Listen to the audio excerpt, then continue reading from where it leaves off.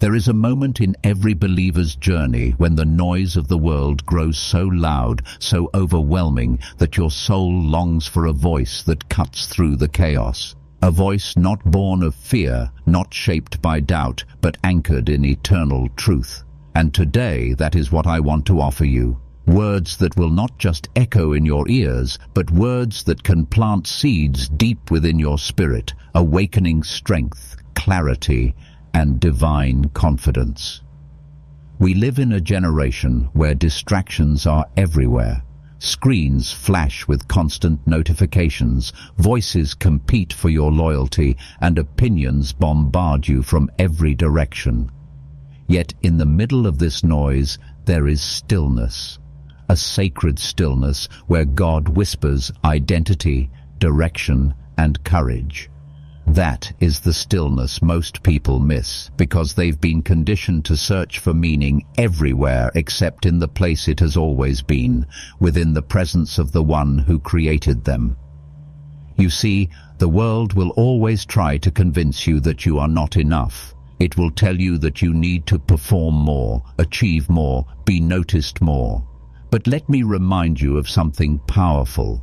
Before you ever performed a task, before you ever received recognition, before you ever drew your first breath, the Creator of the universe declared you worthy.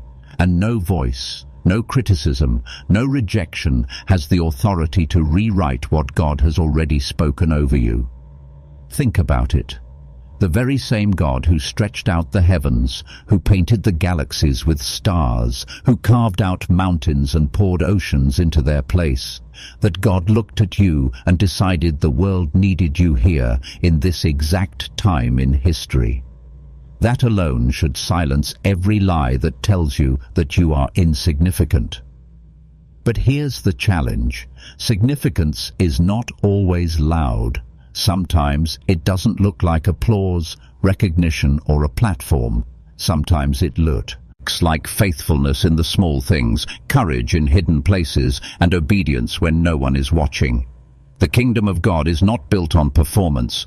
It is built on surrender. And surrender is not weakness. The world tries to frame it that way, but in the kingdom, surrender is power. It's the choice to lay down your anxious need to control and instead trust the one who sees what you cannot. It's the choice to say, Lord, not my will, but yours be done, even when the path ahead feels uncertain. And in that surrender, you discover the kind of strength that cannot be shaken. Pause for a moment and consider, how many battles in your life have you fought in your own strength? How many sleepless nights have you wrestled with problems that only God could solve? How many times have you replayed conversations trying to control outcomes that were never in your hands? And yet, every single time you let go, every time you said, God, I give this to you, peace followed. That peace is not an accident. It is evidence of His presence. Now let's talk about something deeper. Identity. If you don't know who you are, you will spend your entire life trying to earn worth from people who were never capable of giving it to you. That's why so many feel exhausted, chasing validation through relationships, careers, achievements, or appearances. But when you know who you are in Christ, you no longer chase, you carry. You don't beg for affirmation, you walk in authority. The scriptures remind us in Psalm 139 that we are fearfully and wonderfully made. That means intentionality. God did not create you by mistake. You are not an accident, you are not overlooked, and you are not disposable.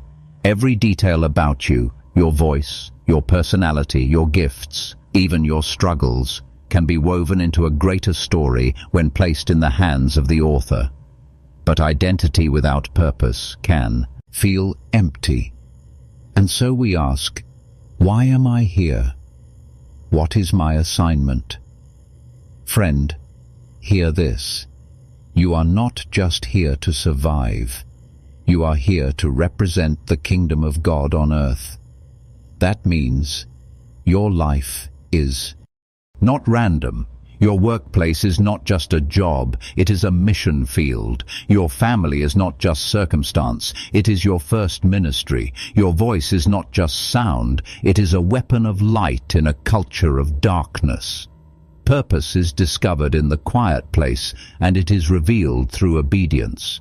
God rarely shows us the full map, but He always gives us the next step, and as you take that step, clarity comes. So stop waiting until you have the whole plan. Start moving with the instruction you've already been given.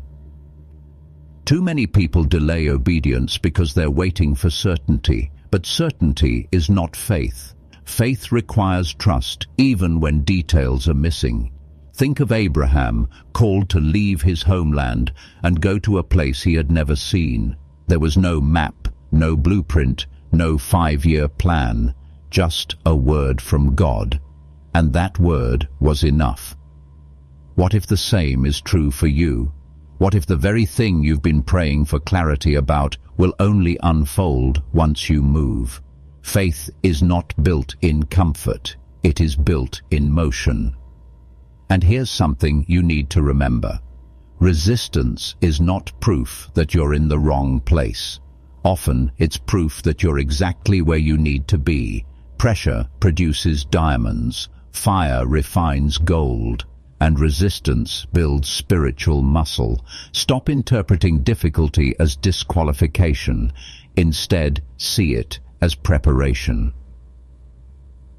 Look back at your own life. The moments that shaped you the most were rarely the easiest. They were the seasons where you were stretched, tested, and forced to depend on God more deeply.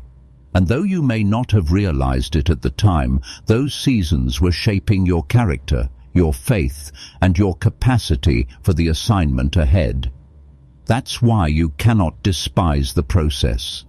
God is not just concerned with what you do, He is shaping who you become.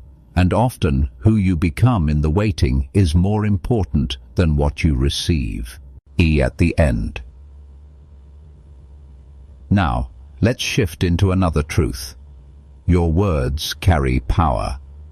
Proverbs reminds us that life and death are in the power of the tongue.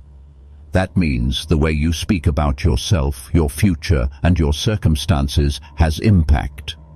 If all you ever declare is defeat, you will begin to live in the shadow of defeat. But when you align your words with God's promises, you invite heaven into your atmosphere. This is why declarations are powerful. When you wake up and say, I am loved, I am chosen, I am equipped, I am walking in purpose, you are not speaking wishful thinking. You are aligning your mind, your heart, and your environment with what God already says about you. And over time, those words shift your perspective. The enemy of your soul wants to silence you. He wants you to believe your voice doesn't matter, your prayers don't matter, your praise doesn't matter. But the truth is, your voice is a weapon. When you pray, heaven listens. When you worship, chains break. When you declare God's word, lies lose their grip. That's why it's not just about believing quietly in your heart. It's about speaking boldly with your mouth. Faith unspoken is faith restrained, but faith declared is faith released. Now, let's talk about destiny. Destiny is not about luck, chance, or coincidence. It is about alignment. When your steps align with God's will, doors open that no man can shut. Opportunities come that you could never manufacture on your own. And even when setbacks occur, they are rerouted into setups for greater purpose. Romans 8:28 reminds us that all things, not some things, not most things, but all things, work together for the good of those who love God and are called according to His purpose. That means nothing in your life is wasted. The pain, the delays, the rejections, the waiting, all of it can be woven into God's plan for your good. So today, I want you to release the pressure of having to figure everything out. You are not the author. You are the vessel. You are not the architect. You are the stone being built into a greater house. Your soul. Responsibility is not to control outcomes. It is to remain faithful. And hear me on this. Faithfulness is success, not numbers, not applause, not recognition. Faithfulness. When you stand before God, the words you want to hear are not "well done, successful entrepreneur" or "well done, popular influencer." The words you long to hear are "well done, good and faithful servant." That is the true measure of a life well lived.